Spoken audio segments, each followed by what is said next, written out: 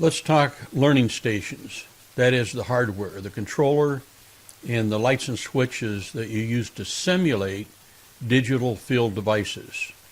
And we're going to present you a wide range of what's out there. Now, learning stations, and these aren't, I just grabbed these off the web. This is a nice looking little station. I like oak, but it is deficient in some areas. It's only got 4 inputs and 4 outputs. Now, if I look at that PLC closely, I see it looks like a PLC Direct. It looks like it has 8 inputs and 6 outputs. If you look at the LEDs on the top edge of it, unfortunately, they're only using 4 and 4. The disadvantage to that is that limits the practical applications that they can do. I'm sure whoever designed this and built it just said, well, yeah, but you don't need that. Well, the only reason I started building my own digital field device simulators is because I needed 6 inputs and 4 outputs for almost all the practical applications. In other words, you need a light for a motor or a solenoid, you need switches for sensors, but you can also have too many. So 6 inputs and 4 outputs is not a bad ratio. Currently, I have digital field device simulators that are 6 and 6, and there's a reason for that.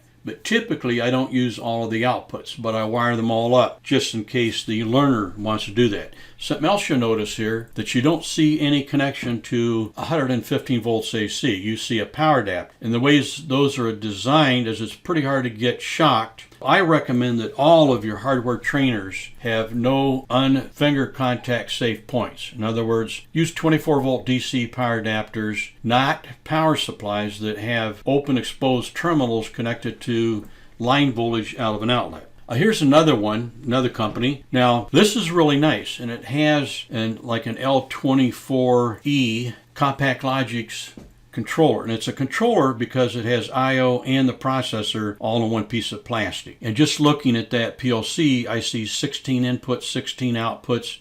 I see analog in and out, and I see high-speed counter, the pink. And then I also see a panel view. So this little trainer has everything, but these things are not inexpensive. I don't know how much this one is, but this is way above what you need just to teach a PLC class. Be nice to have, but you're going to be hard-pressed to convince your boss to buy a couple of these. Now, if you're only going to teach 2 people at a time, and you only need 1 of these, then it becomes more cost-effective. Here's another one. And this one has a Micrologix 1000 on it, which has RS-232, that 8-pin round DIN connector.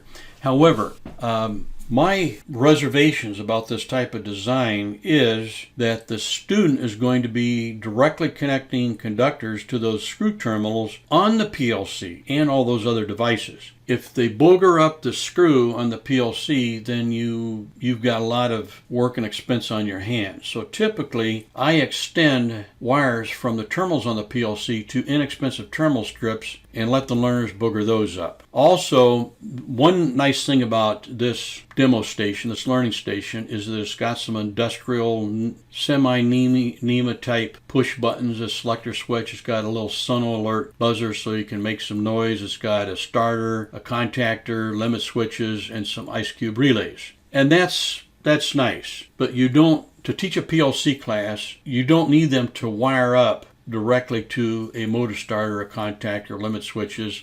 It's cool, okay? But it's added expense, and what prevents a lot of PLC classes from taking place is the expense. Now here's a couple made by another vendor. These are both nice. If I was going to teach a PLC class and they gave me these to use, I'd be happy. Industrial Concepts makes nice little trainers. So we got a Omron PLC, and then we've got a Allen Bradley Micro 800. And they are cost effective. In some cases, they don't have enough I/O, and they may not have the contact form that you want, meaning normally open, normally closed, momentary versus maintained. So I see on the one, 2 inputs 1 and 2. Those look like they're toggle switches, so they're maintained. And then an input 5. Input 3 and 4 are momentary. Now, I don't know. The green might be normally open, the red normally closed. I don't know for sure. And then the other one has similar type of devices, but I also see it looks like a proc switch.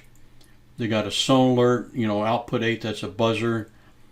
And I'm not sure if output 6 and 7 are push buttons and inputs? Not sure. I see input 8 is a push button that looks like it's got an LED behind it. But these are nice and they're very cost effective. I would not hesitate to use these myself. Okay, what we supply to the instructors, schools, universities, and people that use our materials, and you have 3 images here. What we sell is on the far left. We just sell the stand, and that's made out of 80/20. You're more than welcome to copy that design and build your own. The only reason that we charge what we charge for these is because of the labor of ordering this stuff. You got to cut it, you got machining operations, tapping, drilling, and it's designed to hold almost anybody's PLC on that horizontal DIN rail. Then on the bottom, we have mounts for the digital and analog field device simulator. Now I only show the digital there with the 6 toggles and 6 LED lit push buttons. But I also threw on the DIN rail that goes with it, I just threw some terminals, relays, and stuff on there to show you what it might look like. So I have a Micrologix 1400 with a 24 volt DC power supply, a digital field device simulator, and some relays and contacts. Exact same stand, I show a newer compact Logix with some point IO, 24 volt DC power supply, and the same conglomeration of field device simulator and relays. Okay, this is a different stand, but it's adjustable, also more expensive, and the parts are expensive. So if you go to 80/20 and start pricing this out, you won't think my price is so bad. But you don't need anything this fancy. I'll show you some simpler things, but these are nice for the classroom because they are vertical and they're portable. Now here I show the same configuration I showed in the last image, but I show an analog field device simulator also. Okay, these are the 2 field device simulators that we use in all of our programs. The digital field device simulator, and there's 6 inputs and 6 outputs. Now remember I said 6 in and 4 out is about nominal for doing basic practical applications. You know, switches for sensors, lights for motors, maybe the blue LED light is for low raw material supply, etc. What separates this digital field device simulator from all the others is that each toggle switch is interconnected to the adjacent momentary Form C contact push button. Now, and the push button is also a red LED or green or orange or blue, but they're wired together so you have a 4-state input. Maintained on, right now it shows that it's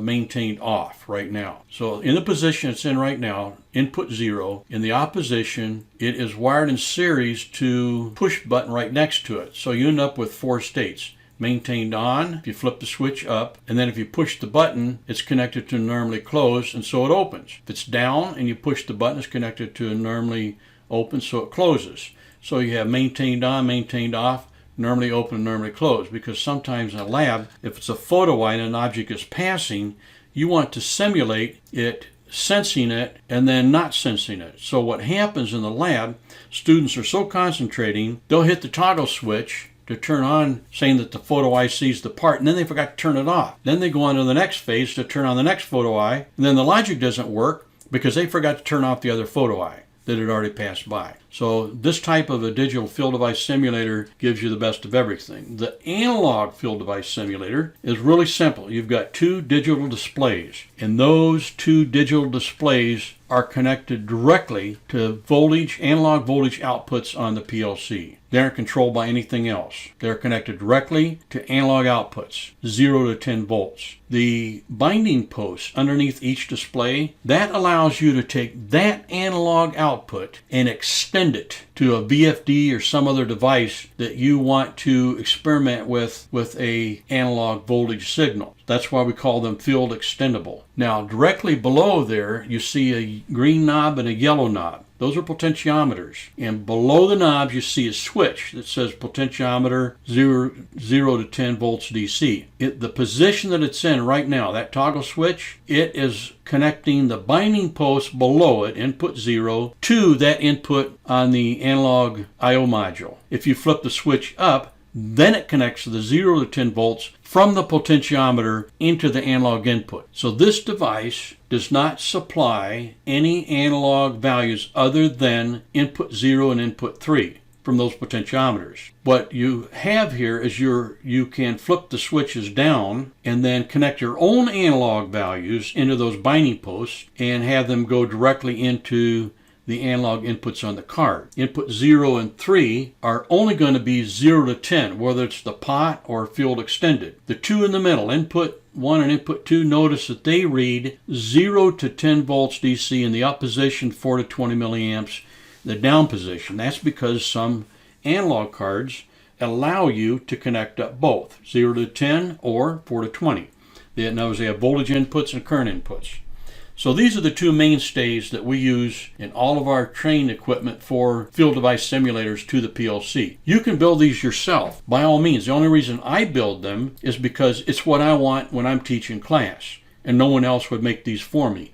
Believe me, I contacted these other companies to see if they would build these for me, and they never even answered. So I just went and built my own. And this is a full-blown Micrologix 1400 learning station. Let me explain to you very quickly what's here. You see all those terminals along the top? Well, the yellow and brown ones, they allow you to connect that analog field device simulator into the analog inputs and outputs on that 1400. That allows you to use this just for digital only, or you can set the analog unit next to it, jumper the wires over, and now you have access to analog inputs and outputs to this 1400. And that 1400 is a BXBA. And by the way, the only 1400s that you want to use are BXBs or BXBAs.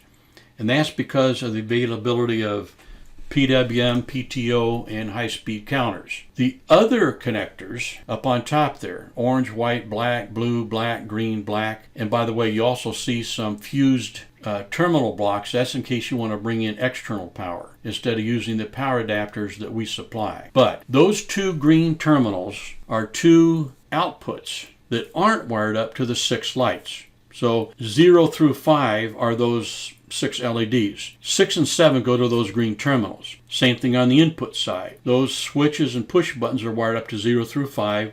Those two terminals are 6 and 7, which means that you can have external projects without the student pulling back the little flip lids and running wires and connecting them up to the controller, and then they don't have a common, black wire, the minus DC wire, if you want to call it, or the plus for outputs or whatever. So these allow you to be very creative with your lab projects that you develop. And again, these are easy to copy. There's no rocket science here. Light switches, a PLC, and some terminals. The 3 white are connected to output side. So they would be, PWM, pulse width modulation, pulse train output that you would use for steppers or whatever. And then the orange ones go to the inputs, and they are specifically for a high-speed counter.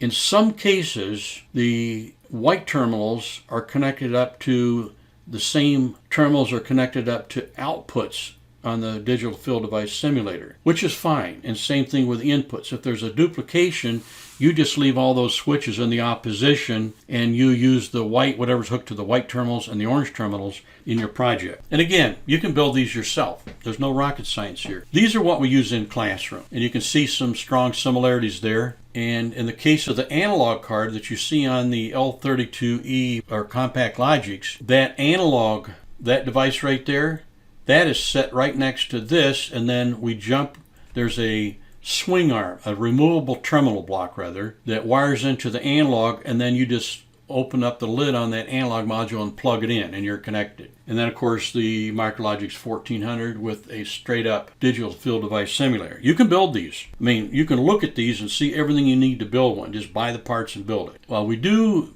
one Micro 800. This is the Micro 810. I don't recommend the 810. It's a different beast than all the other 800s. But if somebody is hard pressed to learn Micro 800, this is an easy way to go. You got 6 in and 4 outs, and 2 of the inputs are interconnected in those lit push buttons. You see our standard of a 24 volt DC power adapter, so there's nothing to get shocked off of. And then of course we include the USB adapter. You have to have that USB adapter. Believe me, don't buy a Micro 800 or an 810 because all that it has is the serial port, and the only way you can connect to it is through this little adapter. If you're going to do variable frequency drives, this is a good way to go about it. We have two items here, but you don't use both of them necessarily in class. On the left, you see a push button station with a potentiometer, selector switch, e-stop, and all that. On the drive, we have extended every single contact on that drive, and this is a PowerFlex 525 Ethernet. We've extended every single screw terminal out of the drive so they don't have to open the cover and booger up the screws and terminals on the drive. They can wear out those color-coded terminals on that DIN rail strip. We also have a three-phase motor, 230 three-phase. This drive requires 115 volts, so it can plug in. So we do have a 115 volt connection, but we try to make it as finger safe as is possible. What you can do with these two is you can hook up the push button station with a pot on the left to the drive on the right, and you can operate it just like a standalone drive. Or you can connect up those color-coded terminals on the drive demo to PLC inputs and outputs and Ethernet and run it from Micrologix 1400 or Compact Logic. So this is another way to go